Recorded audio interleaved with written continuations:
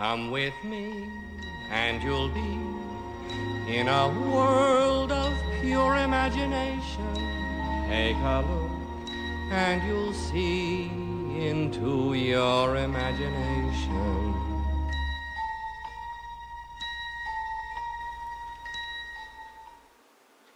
Alright, I'm going to make a classic pot roast, and it'll be the best you'll ever taste. So what we got here is, I usually like to use a chuck eye roast. Chuck is a better cut to use for a pot roast rather than the rump area, the rump roast or something like that, or a round, because the chuck has the fat that's marbled into it, and it just, when that cooks all the way, the meat is just to die for when it pulls apart. But what we got here is, I got this from a friend because he just got a cow, and this is a regular chuck roast. It's not the eye roast, and there's a couple of pieces of bone in here, which is nice too to add flavor. So what you want to do about an hour before you cook this is you're going to want to take some salt, and you're going to want to rub it in on both sides.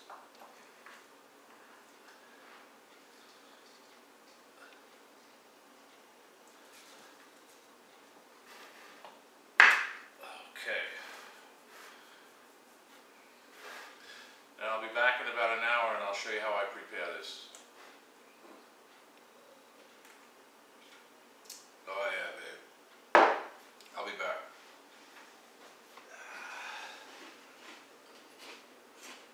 Oh, alright. So, I got people eating in the background. Just these days, as much as I film, I got an audience. So, we're going to continue with our ingredients. What I got some fresh thyme, carrots, celery, and onion. Got our mirepoix going again, about 2 cups of each. About 8 ounces of cremini mushrooms. I like these better than the button mushrooms. Some roasted garlic. And we're going to need about a tablespoon of tomato paste. We'll need about 2 tablespoons of garlic. And a cup each of the beef broth and chicken broth. The reason I like to mix these is because if you put all beef broth in there, it's way too strong, and the chicken broth kind of mellows it out a little bit. We'll need a little bit of, I got a little bit of burgundy, some red wine. Oh, about a quarter to a half cup. And then some vegetable oil. And we'll need some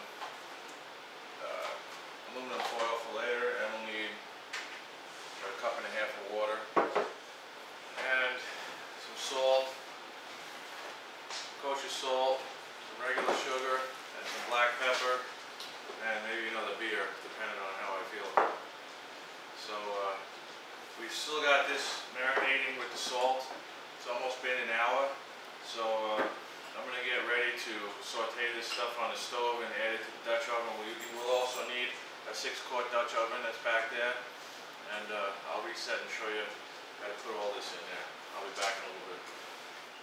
Along with this pot roast, I'm making my patented honey French bread, and I'll show you how it all comes together. I'm also going to be making some mashed potatoes and some sauteed asparagus with garlic. So that's going to be the meal to go along with this, and then of course the meat and the gravy. And one other thing, along with all the ingredients I showed you, we're going to need a couple bay leaves. So I'm going to reset now and I'll show you how to saute all this stuff. I'll be back. Okay, so I got this rendering here. I actually took some of the beef fat off of the cut of meat, and I'm rendering a little fat out of that. But I'm going to add a little bit of oil. So we got a couple tablespoons of vegetable oil. Now the idea here is you want to brown both sides of the meat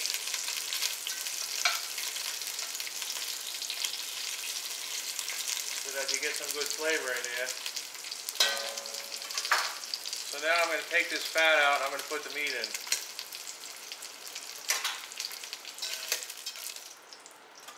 You want to be on medium-high because you want it to not smoke, but you want it to get a pretty good crust on the meat. So I'm gonna take this meat now, and I tied it up so that it would stay together with some butcher's twine. I'm gonna go ahead and I'm gonna sear off. I got 2 pieces now. See, here's one of them. So I'm gonna throw this in, and I'm not gonna move it. I'm gonna let it get a good crust on there for about 4 or 5 minutes, and then I'm gonna flip it over. The reason I tied it up was because it's going to cook for so long in the oven. And by the way, I preheated the oven to 300 degrees. This is going to go in the oven after I finish up here. But I tied it up so that it wouldn't come apart because it's going to cook for a few hours. Alright, so I'm going to get ready to turn it over now. It's been about 3 or 4 minutes.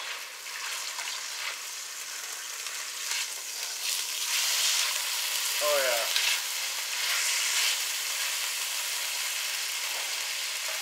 That's going to be good. You see, you want that little brown spots on there.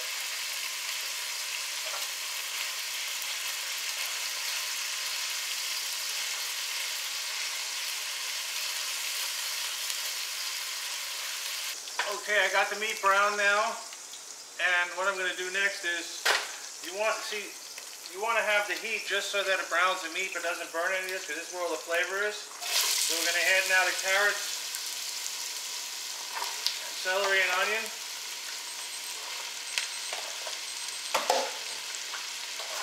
And we're going to soften this up a little bit, about 5 minutes or so. So let that go for a little bit. And I'm going to add, I know there's salt in the meat because I salted it before I cooked it an hour ago. But as I add stuff to the pot, I think in my mind, how much salt and pepper do I need to keep the flavor going so that it doesn't dilute. I'm going to add a pinch of salt now, and some black pepper.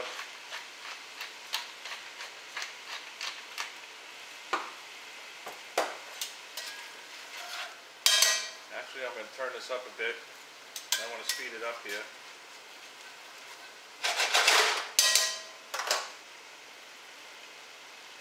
We're just looking to get the vegetables to start to smell, you know, what they call blooming everything. So to this, we're going to add, now I like to add some sugar to my pot roast because I like it a little on the sweet side. So I'm going to add about a tablespoon of sugar.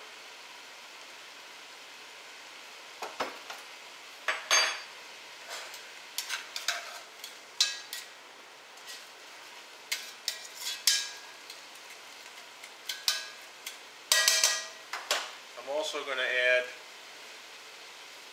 a tablespoon of tomato paste or so to give the sauce a little bit of depth to the gravy.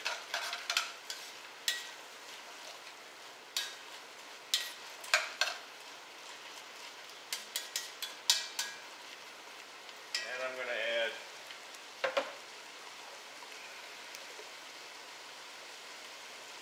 wait a little bit on that. You want to add the garlic at the end because it can burn really easy.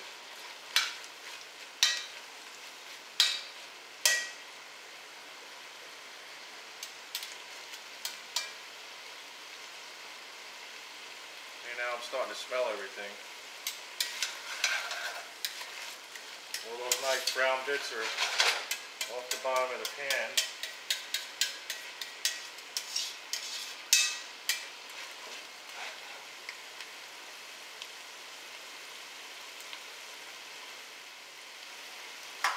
Now we can add the garlic.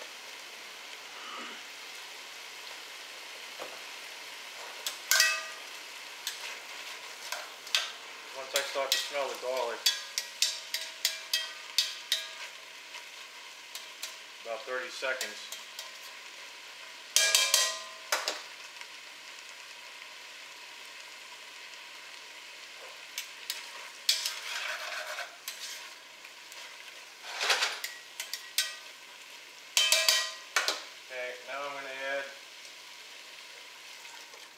chicken stock, turn the heat up, and I'll add about a cup of, that was actually beef broth, I'll add about a cup of chicken stock.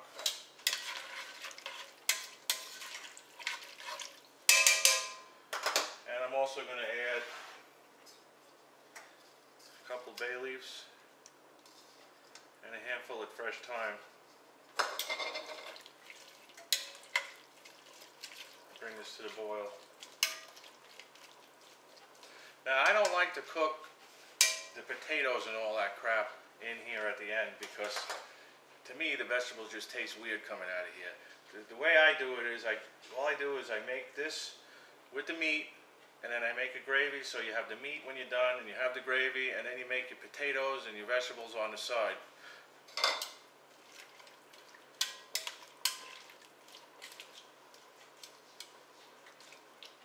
That way the potatoes will taste like potatoes and so on. They won't taste like some kind of watery, yucky thing that cooked too long in the liquid or some crap like that.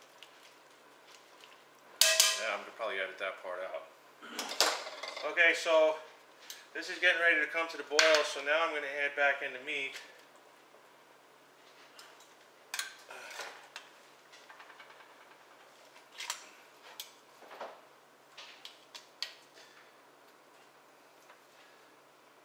And I'm gonna add about a cup and a half of water because it's gonna reduce down as it's cooking.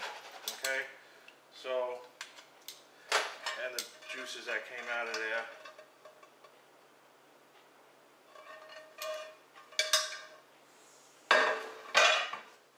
Okay, to this I'm also going to add some wine. So I'll add about a half a cup of this burgundy. And I'm going to add a little more pepper. Okay, now I'm going to put it in the oven. So, just waiting another minute here for it to come up to the boil. It's starting to boil now. If you don't do this step, it takes like an extra hour in the oven. Okay, so I'm going to put some foil on there and put the lid on it. This will hold all the steam and everything in. So now I'm just going to put it in the oven for a couple hours, and I'll check it to see when it's fork tender, and I'll be back when that part happens.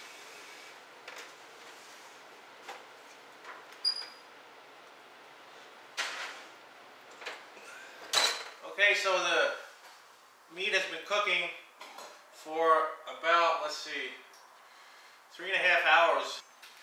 Here it is here. You can tell it's done when you stick a knife in there and there's very little resistance. I'm letting this rest now. And I took out the bay leaves and the stems from the thyme, and I found a bone in there. And now I'm taking the fat off of the gravy. And I took out also all the vegetables. So I'm going to put all that in the pan. I'll do this over here because there's another step I got to do. So all this goes back in here now with all the vegetables. You'll end up with about 3 cups of gravy. Defat the rest of this.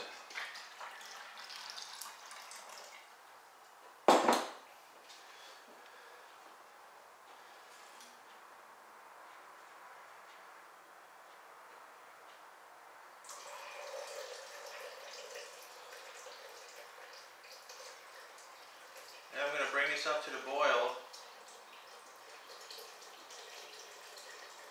and reduce it down, but first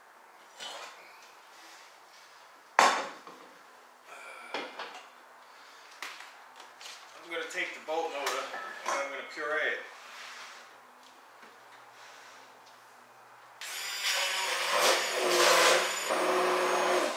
Okay.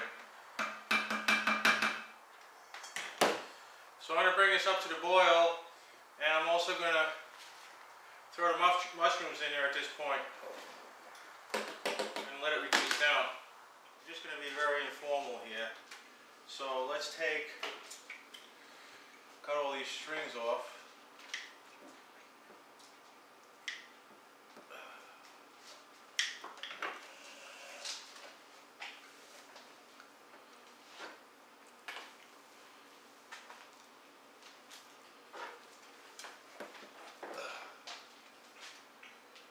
Okay. Cut into this.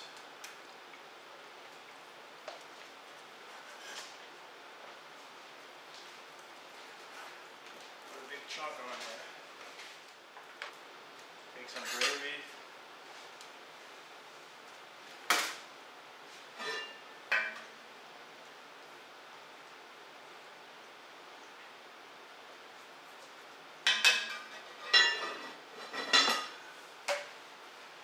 Some mashed potatoes.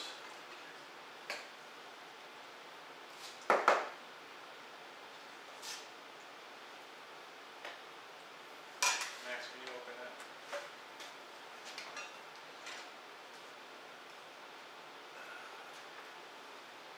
And I'll take some asparagus that I made. Let's see what we got here.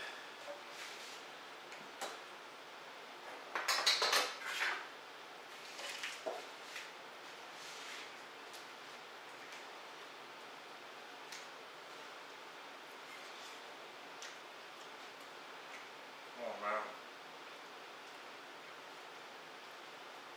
That just falls apart on the bone. Oh yeah.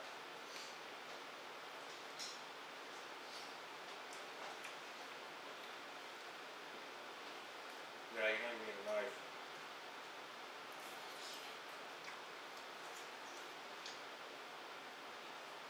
And they took all my bread. I'll have to cut another piece.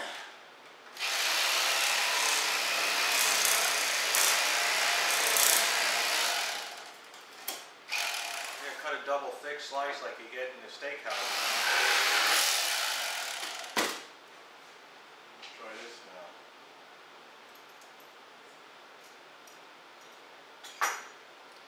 Dip it in some of the gravy.